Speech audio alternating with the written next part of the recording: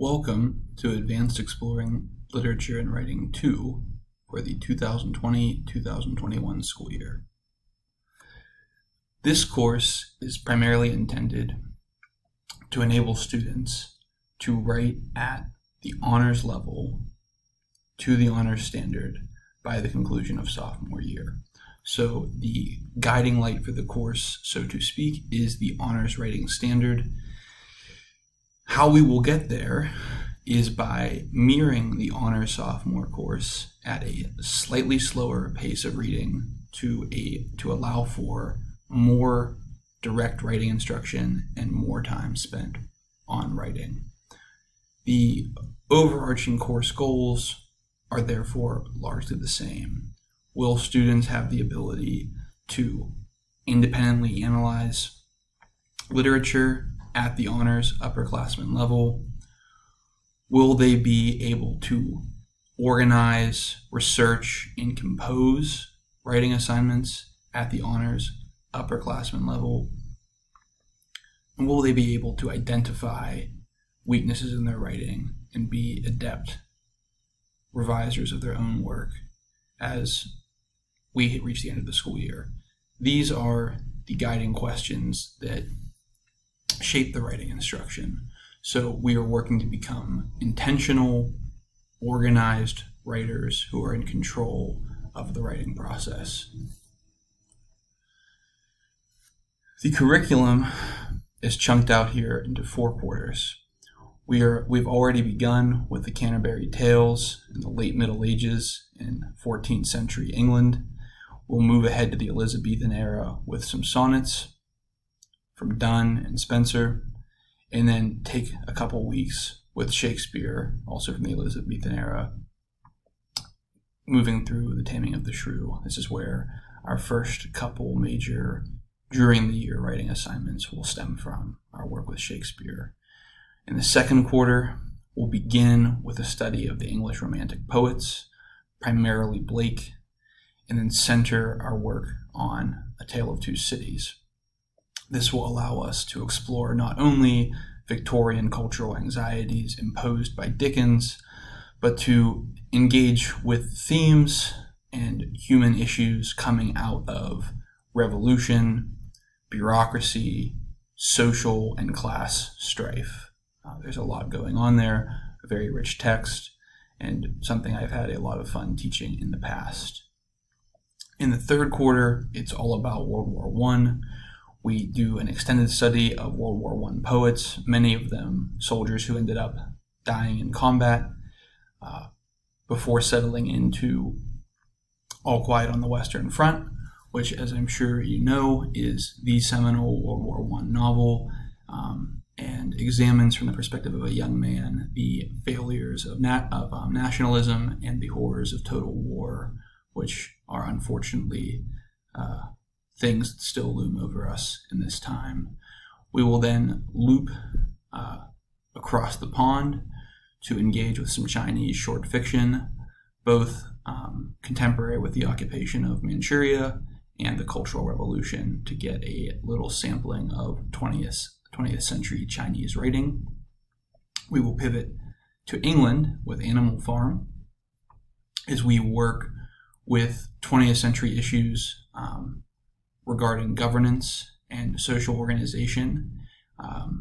As you may know, Orwell was himself a socialist. This book is a satirical critique of what Lenin's experiment in the USSR became under Stalin. So in some ways, a fellow traveler, we see Orwell's criticism of the most major socialist power player of the last 100 years. And this allows us to engage not just with questions of economic organization, but also matters of totalitarian social structure, which can manifest in most any sort of economic setting, and what that does to people and how people become subsumed to that dynamic. Of course, it's a short and fun read, but it opens up some big questions. We end the year in Central Asia with Soviet-era Afghanistan right before the collapse of the Soviet Union. And we are exploring the plight of peoples in colonized and developing nations and the difficulties imposed by being in such a place, as well as the unique cultural difficulties for women and lived difficulties for women in patriarchal tribal societies. So Hosseini throws a lot into the mix here. This is a challenging read, not at the lexile level, but certainly at the emotional level. And I think it is a compelling end to the year in terms of its provocation for students with regard to a plight that might seem quite far from the lived experience of our boys here on Fifth Avenue. In terms of general policies for the course, these are all in the syllabus. I'm going to highlight a few, but if you have any questions, please email me, reach out at any time. Most important, students need to have a planner, whether that's an iCalendar, Google Calendar, or a hard copy planner. It's imperative that students have a sense of their responsibilities, whether those are family, work, or sports related, that they reach out to me and communicate. I am happy to be flexible so long as students bring me into the loop in terms of what they need from me. I can only meet needs that I know about. So please encourage your sons to be communicators and to make their needs known so that I can help them. You'll see there are 3 primary technological platforms: Remind, Moodle, Turnitin. Those are at the heart of the tech side of the course in normal years. Turnitin is a resource for supporting academic integrity, as well as curating and revising student work. With regard to the plagiarism bit, this is something that I do take very seriously.